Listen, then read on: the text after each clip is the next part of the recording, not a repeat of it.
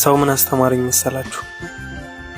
ማንም ሰው ያለ ምንም ምክንያት እንደማይወደኝ፣ ማንም ሰው እኔ የሆንኩትን እንደማይሆንልኝ፣ ማንም ሰው እኔ የተጨነቅኩትን ጭንቀት እንደማይጨነቅልኝ።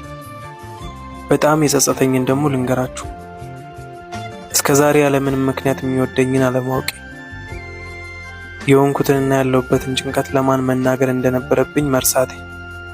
ብዙዎቻችሁ በእንደዚህ አይነት ስሜት ውስጥ ያላችሁ ይመስለኛል። ትልቁ ስህተታችን ምን መሰላችሁ? ዓለምን ሁሉ የፈጠረና የሁሉም አምላክ ፈጣሪ አንኳኩ ይከፈትላችኋል፣ ጠይቁም ይሰጣችኋል ያለንን አምላክ ትተን እንኳን ቤታቸውን አንኳኩተን ችግራችንና ጭንቀታችንን ሊሰሙን አይደለም እኛን ለማየት ለሚደብራቸው ሰዎች ችግራችንን ዝርግፍ አድርገን እንናገራለን። እነሱም ምንም እንዳልሰማ ይሆናሉ። አያችሁ፣ ችግራችሁን ለሰው አትናገሩ፣ ለፈጣሪ ንገሩ።